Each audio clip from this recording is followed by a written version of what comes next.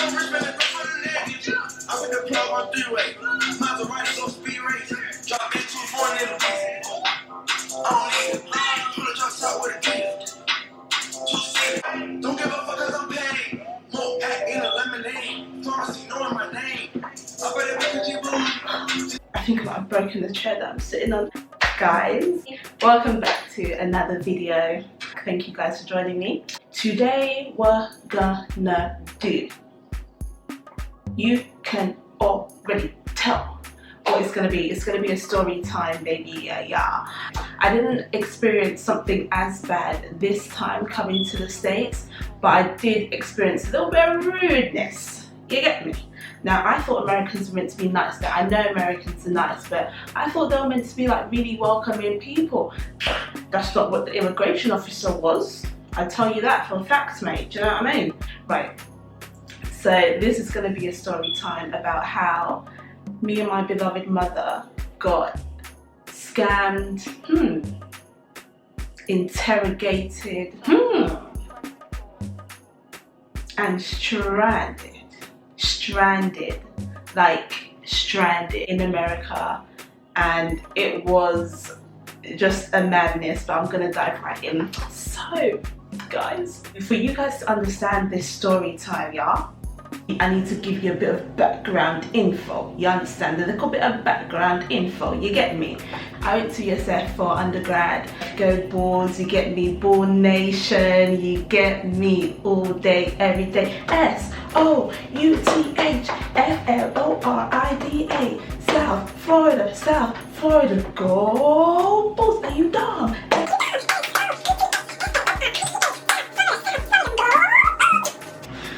I need to get a life. Yeah, so that was a good couple of years ago still. That was a good 6 years ago. Wow. Right, 2012, 18 years old. I decided that I want to go to America to go to university. My mum was like, yeah, okay, cool. So we were making preparations now, cool. So when it comes to buying tickets, okay. So my mum had a friend, quite a close friend actually, so she was my auntie kind of thing. So this auntie, let's call her Auntie M, yeah? Remember that, Auntie M. So Auntie M was like, oh yeah, let me introduce you to my travel agent. Hello? Travel agent, yeah? Travel agent. Okay. Let me introduce you to my travel agent. She's very good. I've had no problems with her in the past. Yeah, she'll give you a good deal, blah, blah, blah, blah, blah. Cool. My mum was like, cool, you know, send me the details. We sent her what we needed. She sent us the invoice, whatever. We sent her the money as a normal transaction should go, yeah? Cool. So now, I remember this day exactly, August the 18th, we were meant to leave, yeah? Tell me why August the 17th, me nor my mum had received our tickets here. Sketchy, right? Okay. So we hadn't received our tickets and it's one day before departure. Let me tell you, like, I couldn't rest. My mum was getting stressed. My mum was getting frustrated because number one, we've given her a lot of money. Number two, it's like, my mum takes education very seriously, like so seriously. That's like her number one thing. So she's thinking like my daughter's meant to be starting tertiary education sort of thing. Like, are you gonna hinder her? Like, what's going on? So the day before, we were getting up her line non-stop. You know when someone doesn't pick up and then the call ends by itself? Before the call even finished ending, I would hit call back. Like, I was calling this lady back to back. And I felt so bad as well on my behalf because obviously like my mom's getting frustrated. She's paid this woman all this money. And you know, like when you know it's not your fault what's happening, but it's because of you. Does that make sense? And it's because I wanted to go to school in America and it's because of what I wanted to do. So, like, yeah, I felt just super bad. So I was trying to take it upon myself to be like super proactive and like get to the bottom of this sort of thing. And true to say, like, you guys, like when you're about to embark on a journey, like an exciting journey, you should be excited. Like the day before, like I think I said bye to my friends already, like I had packed and stuff. Surely you're supposed to be sitting with your feet up, like thinking, oh, I wonder what's waiting for me on this new journey, like who am I gonna meet, what am I gonna do, all of that. No, I was thinking, am I even gonna cross the border? At this point, am I even gonna cross the border? Am I even gonna step foot inside the US of A, inside America? Am I? I don't know. At this point, I really didn't know. Anyway, so it literally got to like 12 o'clock a.m. on the day that we were supposed to be leaving, and my mum was like, do you know what, go to bed. I know by the time we wake up, our tickets will be there. There's just no way. Like my mum just thought, there's no way that she would not send us our tickets. Like, we've paid for it, we deserve tickets, you get me? But I was leaving like voicemails like, please pick up your phone, please get back to us, it's very stressful for us, please just let us know what's happening. But really, like I wanted to be like, oh, my girl, do you know who I am? You better come with my tickets before I run up on you. I'm joking. No, but real talks. Yeah, I was like, please answer your phone. Please let us know what's going on, blah, blah, blah. Right, so my mum was like, go to bed. So I went to bed. Woke up about 5 a.m. on the day that we were meant to leave. Lo and behold, there was an email from her. Okay, looking good, looking sweet. Open the email. Tell me why. Like, you guys know, when I say tell me why, like, you know what's up. Tell me why there's just one ticket for who? I think it was my mum. Is my mum the one going to school? Is my mum the one starting the degree? Like, is my mum the one? No, where's my ticket? Like, where's my actual ticket? And then, like, my mum was like, oh, just check. Because now we were like, this is seeming a little bit dodgy. Like, are these tickets even, is this ticket even real? So my mum was like, oh, you know, check the reference to see if it's real. I checked the reference with the Heathrow Airport, like flight times and stuff. Everything was adding up. The booking reference, the flight time, the flight number, everything was adding up. So I was like, okay, like, no, it's a legit ticket. It's just half of what we actually need. Cool. We continue to finish off like our last minute packing and stuff. When you have faith in God, you literally just like walk with God. My mum was so, like, don't get me wrong, she was stressed and she was a little bit frustrated, but she was confident that no, there's no way we can get duped, sort of thing. She was like, come up in the car and let's make our way to Heathrow Airport. By the time we got to Heathrow, or in the car or something, she had sent the other ticket. Cool, praise the Lord, hallelujah, hallelujah. Ho ho ho ho ho ho. Listen, little did I know what was in stock for me and my mum. Let's continue. We get to the British Airways counter. Yep, these are our tickets or passport. I can't remember what they scanned. Now, mind you, honey, me and my mum paid for economy tickets. Yeah. So again, tell me why this checkout assistant is handing us business class tickets. Now, and you know, I don't know if it's an African thing, if it's a black people thing, if it's I don't know whose thing it is, but you know when something good happens to you that you're not expecting and you're not entirely sure that you deserve, rather than being an upstanding citizen and, you know, well, I don't know who would have been like, no, we paid for economy, this is business class, we paid for economy. I don't know who would have done that, but it wasn't me and it wasn't my mama. So my mom looked at me like, don't even say a word. You get me? Take your ticket and go to your gate. So I was like, I ain't gonna say no. Shit, what you mean? Business. Do I even know what business was? To be honest with you, I thought it was compensation. I thought the business class tickets was this travel agent's way of saying, do you know what, ladies, I'm so sorry for the lack of professionalism that I showed in your case. Please accept my apologies, and as compensation I would like to offer you these 2 upgraded seats to business class. That's what I thought. Guys, little did I know, we're now sitting in the lounge, and when they say first class and business class, please begin the boarding, and you get to board before everyone. Shh. The way I was walking, like my back was straight up. Are you okay? I was walking with confidence. Don't look at me, don't look at me, because I know where I'm going. I'm going to business class, baby. Where are you going? I think I must have been wearing shades.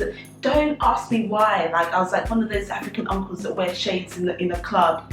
I was wearing shades to my seat because I thought, don't look at me. Like, I don't want people to see my eyes. Like, paparazzi, please don't look at me. My eyes, just face your front. Anyway, what do they say? Pride comes before a great fall. Cool.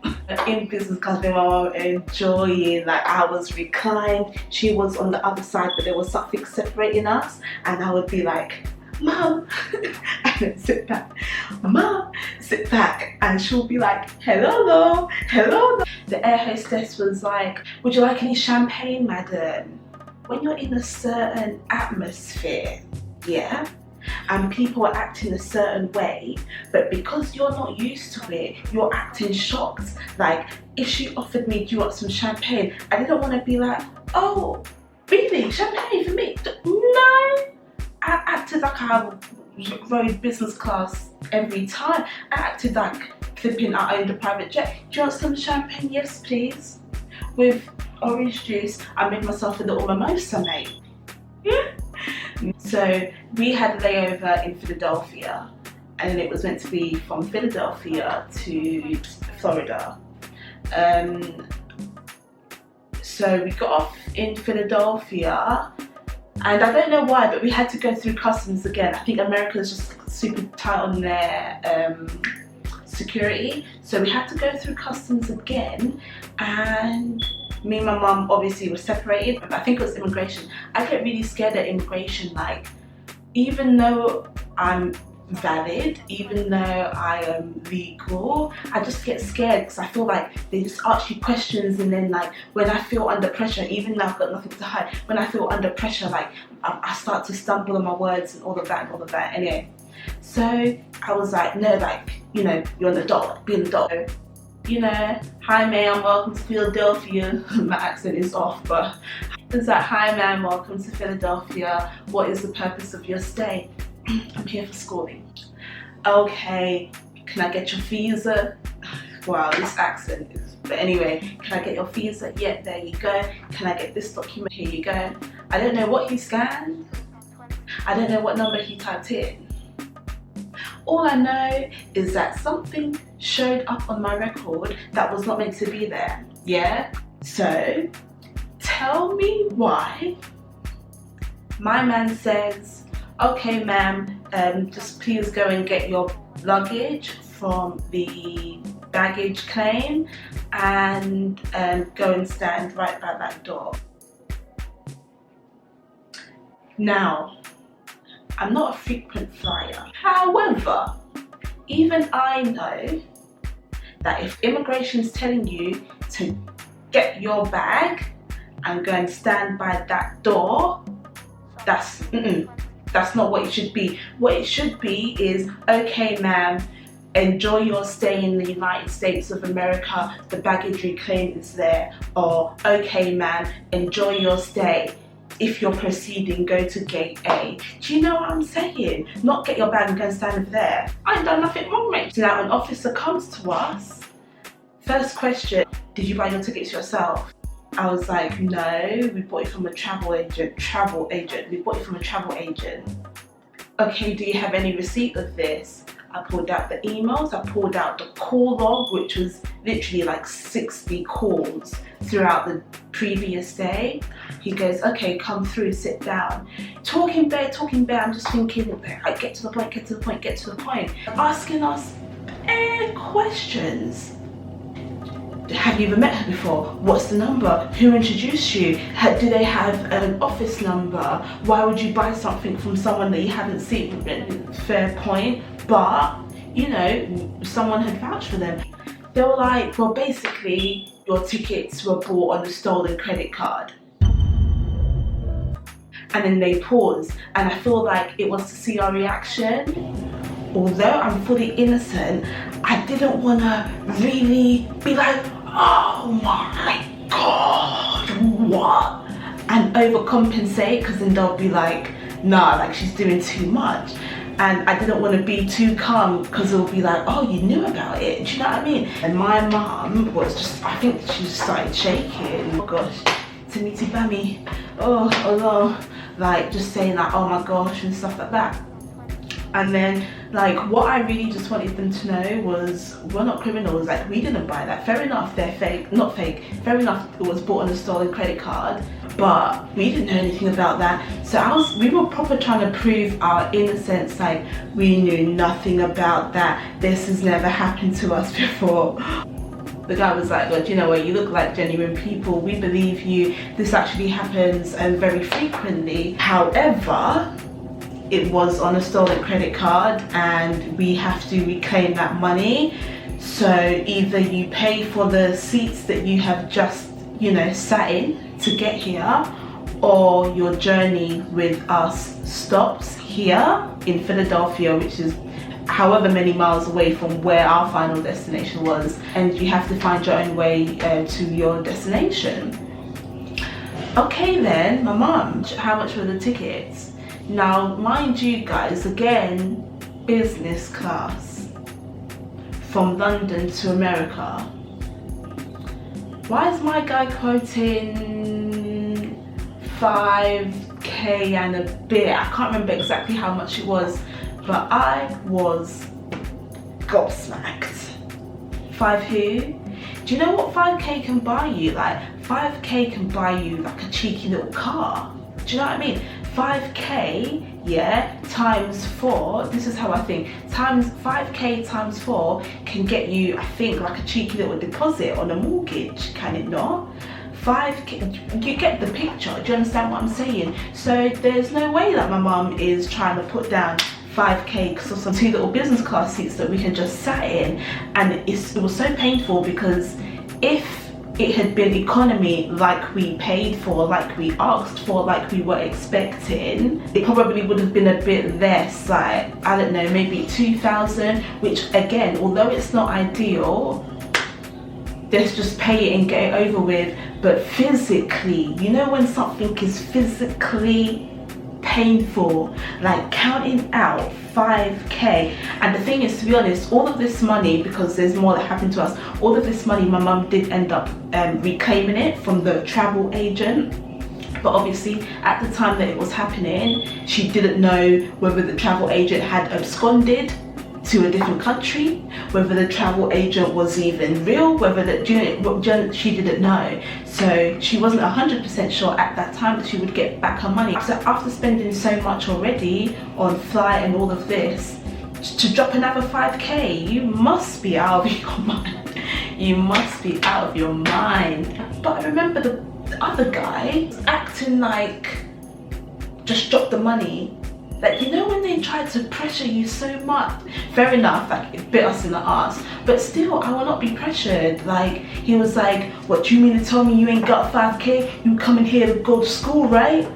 Who are you talking to about you telling me you don't have 5k? Can you move? So my mum was like, well, I ain't got 5k for paying for seats that I've already paid for. No, I ain't got 5k. And he was like, well then man, I'm sorry to say. I really wanted to slap his bald head. Well man, I'm sorry to say, well, you know, there's nothing else we can do for you. Ugh, yuck. Anyway, cut the long story short, we didn't end up paying the 5k. And they were like, good luck with getting to where you're going, basically. So then it begins the saga of trying to find our way from Philly to Tampa. Now the good thing about like American airports, they have lots of domestic flights and they're always traveling out, but where it was so short notice, and I thought because it was short notice, like last minute tickets and things, it should have been cheaper. No, they're quoting some ridiculous prices to travel within the United States. And again, I don't know if it was a pride thing or what, but it's like we just weren't ready to pay that amount because they were literally like crazy prices. So we were like going to different airlines, like trying to like see what they could do for us sort of thing. Night came, it was dark, and we still didn't know what we were gonna do. So we ended up saying, you know, let's just pack it in for the night. Let's just pack it in and let's find a hotel to stay at. Now commenced saga 2 of trying to find somewhere to stay. Finding somewhere to stay was a completely different madness on its own. We found a really nice man. He was driving like an airport shuttle, so he took us to the first hotel. Now again, this boy, like they do things differently here, I don't even know, but the first hotel we went to, they're asking for a credit card, and me and my mum don't have, we didn't even own a credit card. Debit card, yeah. Credit card, no. But, and I don't know if, did we even have a debit? We must have had a debit card, but all I remember is what we had, they weren't accepting. Like we were ready to pay cash, but they weren't ready to take the cash. They needed like a card or something. Anyway, what we had, they weren't accepting. Like, what we were selling, they weren't buying. You get me? What we were picking up, they weren't putting down. What we were pulling, they weren't pushing. You get the story. Anyway. Right, so what we had, they weren't accepting it. Cool, let's go to the next hotel. And the little man drove us to the next one. Again, same question. Do you have a card or do you have whatever? No, but we've got cash. No, sorry man, we can't. Cool, next one. Literally, I kid you not, let's adjust the head wrap. I kid you not, we went to like 5 different hotels. Finally, we ended up at this hotel, which, dare I say, wasn't even a hotel. It was like a motel, like, you know, like in those crime movies where you just know that bare atrocities are happening, bare crimes are happening. Like, nah, it was next to a lake as well, and I cannot describe enough like how shabby, how run down, how scary and very questionable this hotel was. And I'm gonna try and insert, I can't remember the exact name, but I'm gonna try and insert like a picture of what it looked like. And you know, the dark just makes everything look worse. So it was looking hella suspect. But I said, you know, we need somewhere to lay our head. Like, what are we gonna do? Like, sleep on the road, sleep on in the airport? We can't do that. Let's go in and ask. So we went in and asked. They were like, yeah, we accept cash. I was like, great. My mum said, like, just, and then when we walked in as well, oh God, like, Lord, take the wheel, would you please? Take the wheel, would you please? Like, you could just tell that there were cockroaches in the rooms. You know them ones? You know them ones? You could just tell that, like, they probably didn't clean their sheets. My mum was like, do you know what? Oh, and my mum was like, do you know what? God forbid. She was like, I'm not going to stay here and let somebody kill me and throw my body in the lake just because I want to send my daughter to school. I was like, Mom, seriously, you're being unreasonable. She was like, no, I'm not staying there. She said, I'm not staying there. So asked me where we went, asked me where we made our way back to the airport, because we thought, do you know what, airport is 24 hours, it's well lit, there's bound to be some people walking about, and there's cameras. Me and my mum slept in the airport, and bless this woman, now that I think about it, it's actually really funny. There was some airport medical personnel. I think she must have seen us just sitting and sleeping. She literally came to us and gave us, you know, those tin foil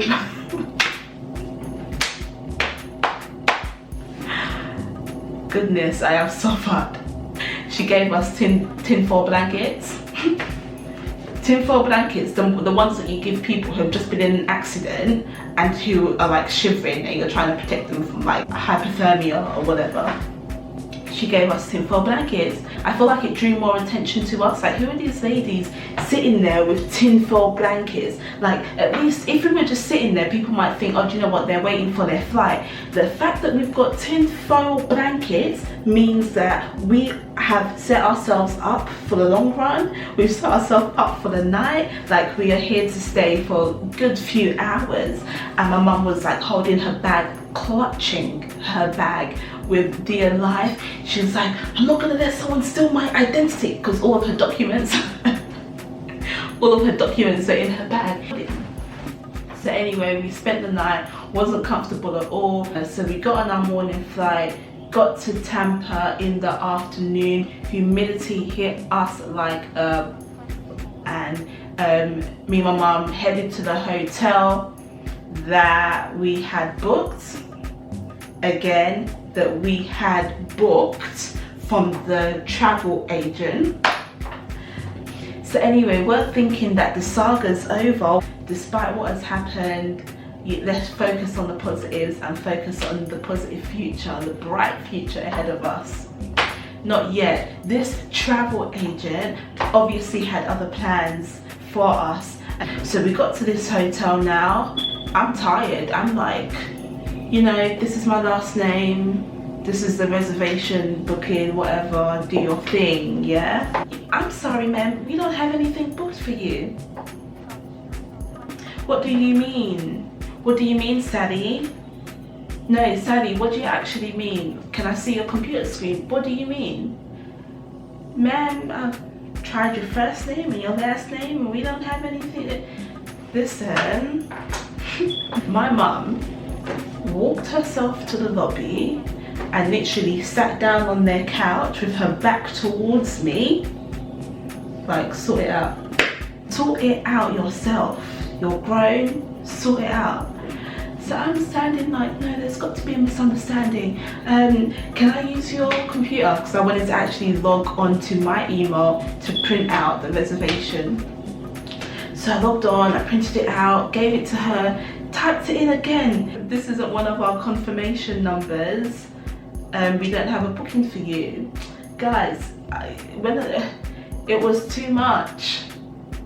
It was actually too much. But we ended up just paying for where we were staying, a double room, just outright. And it was so annoying because each day there was like something new that was going wrong. So orientation at this point, mind you, mandatory orientation at this point had been started. Like, people were there in their little orientation groups, making friends, exchanging numbers, exchanging Instagrams, exchanging this, exchanging that, and I'm still there fighting, trying to get from Philly to Tampa. Apart from that, so much happened in that trip. Like, just getting enrolled into school was a bit of a mess, and obviously it's like a new country, you know absolutely no one, and you're trying to navigate. And it was just really hard, but we thank God, we thank God, we thank God. It worked out for the best. A moral of the story, if it sounds too good to be true, it probably is. We paid for economy, we got business class. Someone somewhere is losing, and it ended up being us. Seriously guys, thank you guys so much for watching my video. Let me put these hands down. You want to catch these hands, honey. If you have liked this video, obviously do your girl a favor, share the video, comment down below, hit that like button, hit that subscribe button, and I will see you guys in the next one. Bye.